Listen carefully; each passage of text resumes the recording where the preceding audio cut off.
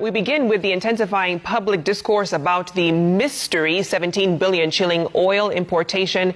And tonight, Busia Senator Okia Mtata is claiming that the government financed businesswoman Njeri Njoroge to import the controversial fuel through the diesel subsidy program. Now, Senator Mtata also wants the cabinet secretaries Davis Chirchir and Kipchumba Murkomen to come clean over their alleged involvement in the deal.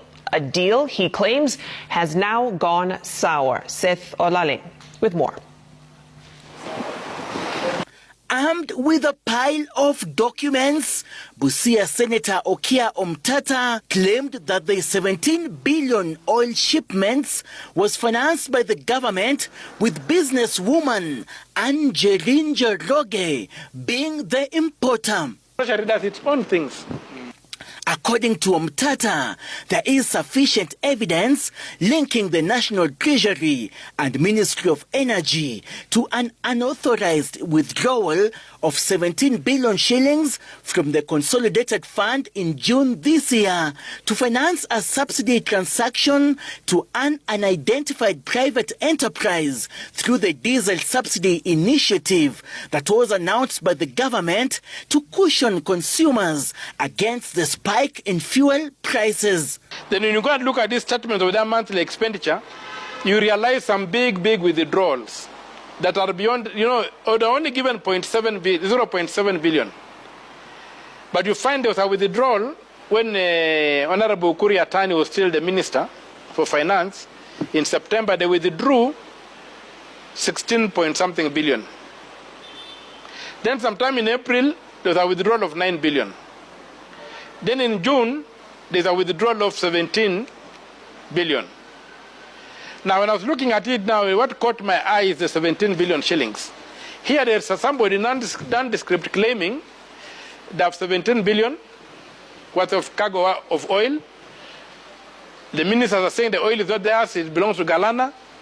Galana is quiet, he's not saying anything. And now, I look at what did this 17 billion do that was withdrawn in June, towards the end of the financial year.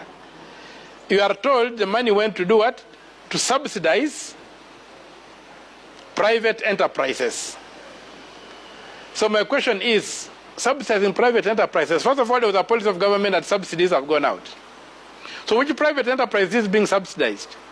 And then the figure of 17 billion is exactly the same figure of the oil that's coming in.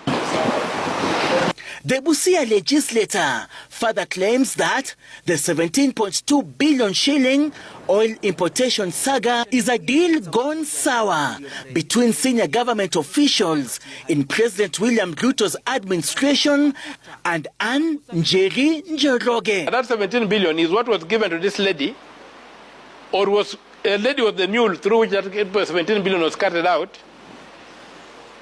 And now the cargo that is coming is the laundering product. So that it now comes, gets into Galana, and then it can become cleaned money that can be accounted for. So this lady was basically a mule that was used. Mtata is questioning why Cabinet Secretaries Davis Chirchir and Kipchumba Murkomen are responding on behalf of Galana Energies, the said owner of the oil consignment, according to the government. I then challenged Mr.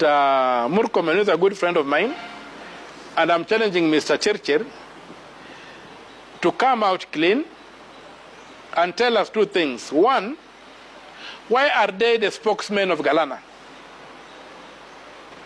Galana is a private company. Njeri is a private entity. Two private entities are fighting over a product. What was the role of the government in that product? Senator Mtata now wants the controller of budget, Margaret Nakango, to explain the circumstances under which 17 billion shillings was withdrawn from the Consolidated Fund without her approval and that of Parliament to allegedly pay an unidentified private oil dealers through the diesel subsidy initiative. It is not just the 17 billion that is missing.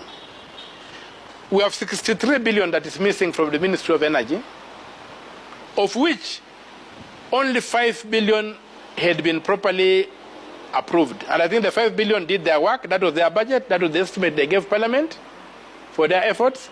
So when you take 5 billion out of 63, you remain with about 58 billion shillings that is not accounted for in the Ministry of Energy. Energy CS Davis Chilchil maintains that businesswoman Anjeri is not the owner of the multi-billion shillings oil consignment and alleges that the oil trader presented forged documents to lay claim to the 100,000 metric tons of diesel while the commodity belonged to Galana Energies. Seth Olale, Citizen TV.